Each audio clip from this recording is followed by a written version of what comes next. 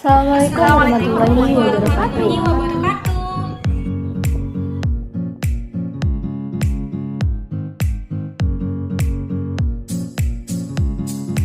Kami dari kelompok 10 Yang beranggotakan Zerlina Kansahanifah, NIM C1A0200009. Vitaras Evianti, NIM C1A020011. Kinen Handayani, NIM C1A020033. Tintin Mulyanti, NIM C1A020055. Hikmawati Khairiyah, NIM C1A020096. Nadira Anastasia Endima, NIM C1A02015. Di sini kami akan memaparkan Hasil diskusi kelompok kami mengenai permintaan agregat dan penawaran agregat.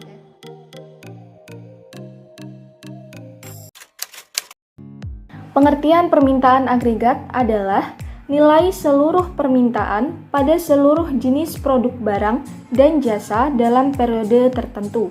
Permintaan agregat erat kaitannya dengan perekonomian jangka pendek. Beberapa hal yang mencakup permintaan agregat yaitu ada barang konsumsi, barang modal untuk produksi, kegiatan ekspor-impor, dan pembelanjaan pemerintah negara.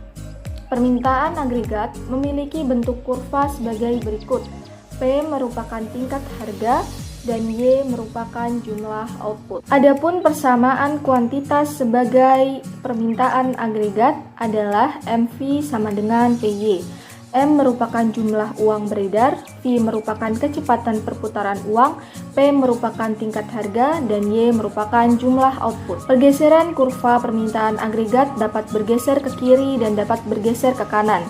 Kurva permintaan agregat akan bergeser ke kiri apabila jumlah uang beredar yang ada di masyarakat semakin berkurang dan akan bergeser ke kanan apabila jumlah uang yang beredar semakin bertambah. Selanjutnya teman-teman, ada juga penawaran agregat. Penawaran agregat adalah hubungan antara jumlah barang dan jasa yang ditawarkan dengan tingkat harga. Hubungan pada penawaran agregat bergantung pada horizon waktunya. Ada dua jenis penawaran agregat, yaitu penawaran agregat jangka panjang dan penawaran agregat jangka pendek. Dalam jangka panjang, tingkat output ditentukan oleh jumlah modal dan tenaga kerja serta kesediaan teknologi. Jadi, tingkat output tidak bergantung pada harga ya, atau disebut fleksibel.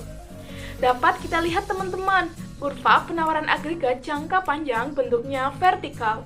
Produksi pada tingkat ini menunjukkan posisi kesempatan kerja penuh.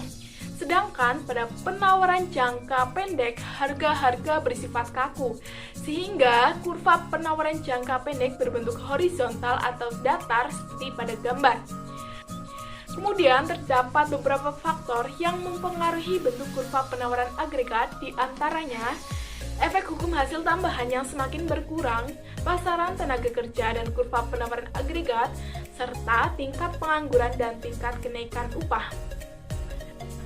Lalu, kurva penawaran agregat juga dapat berpindah teman-teman, ke kiri ataupun ke kanan.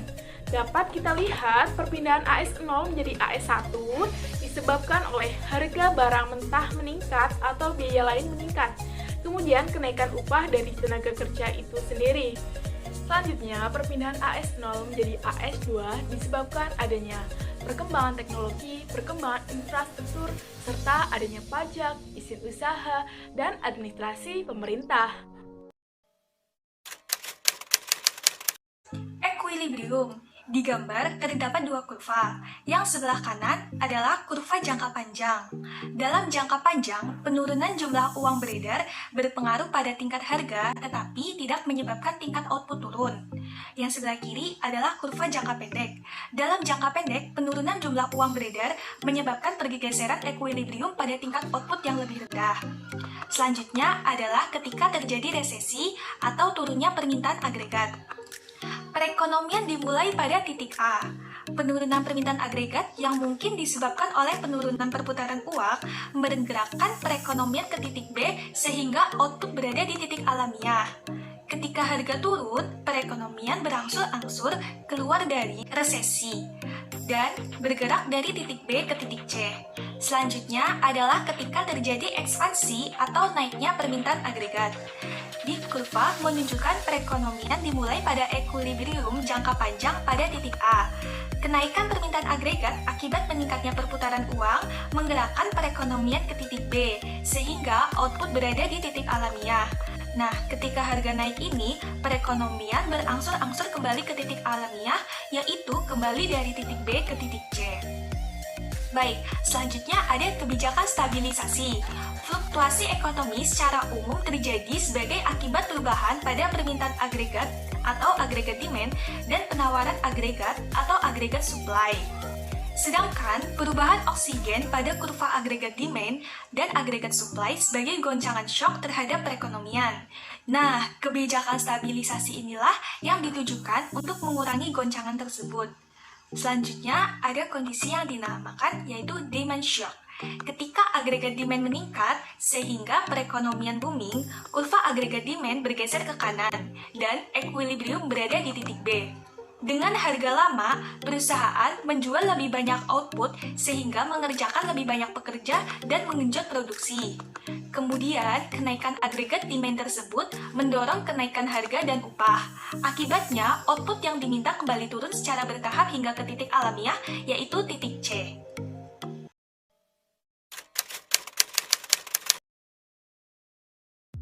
Kebijakan supply shock. Guncangan penawaran memperburuk beban biaya dan menaikkan harga.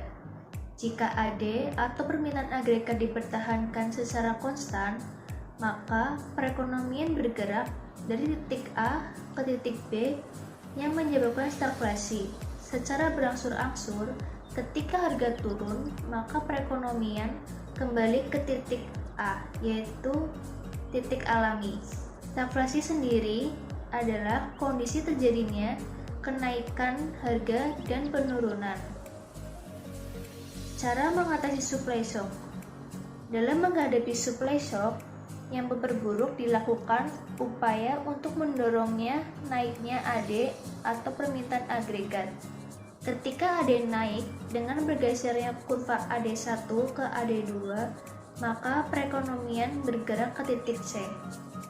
Biaya dari kebijakan ini adalah tingkat harga yang lebih tinggi. Kebijakan stabilisasi.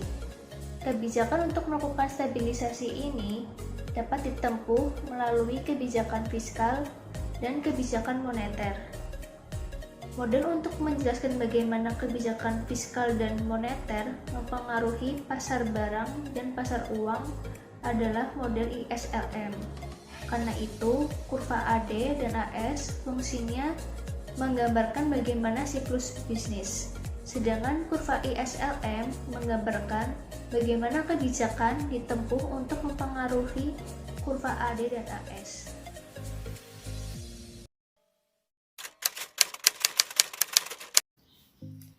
Kebijakan fiskal ekspansi merupakan kebijakan yang dilakukan oleh pemerintah dalam rangka untuk mendorong perekonomian dan untuk mencegah terjadinya resesi. Pemerintah akan melakukan dengan dua cara, yaitu dengan meningkatkan pengeluaran atau government expenditure dan juga dengan cara menurunkan pajak.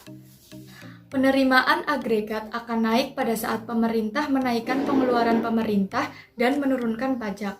Hal itu terjadi ketika diturunkannya pajak, maka pendapatan masyarakat relatif akan lebih banyak daripada sebelumnya.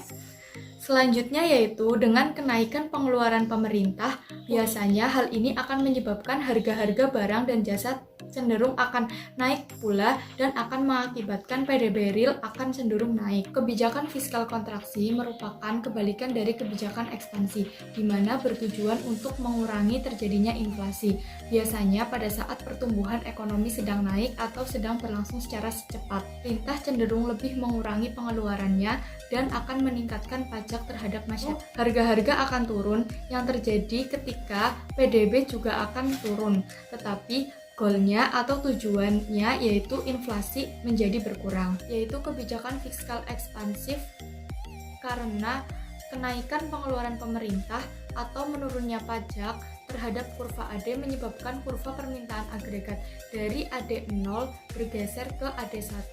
Kebijakan fiskal kontraktif akibat penurunan pengeluaran pemerintah atau kenaikan pajak terhadap kurva AD menyebabkan kurva permintaan agregat akan bergeser ke kiri atau turun, yaitu dari AD0 ke AD2, di mana Y0 juga akan berpindah ke Y2. Kebijakan moneter ekspansif. Pada gambar tersebut tampak adanya peningkatan di dalam jumlah uang yang beredar.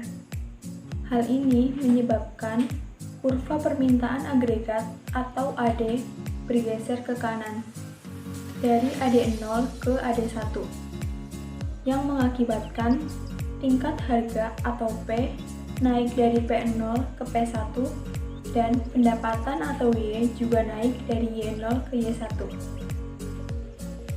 Kebijakan moneter ekspansif atau sering disebut dengan kebijakan moneter uang longgar dapat dilakukan dengan menurunkan suku bunga, membeli surat-surat berharga, menurunkan cadangan kas, dan mempermudah pembelian kredit.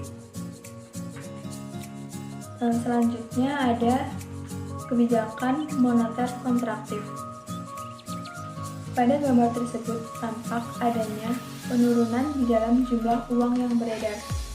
Hal ini menyebabkan kurva permintaan agregat atau AD bergeser ke kiri dari AD0 ke AD1 yang mengakibatkan tingkat harga atau P menurun dari P0 ke P1 dan pendapatan atau Y juga menurun dari Y0 ke Y1.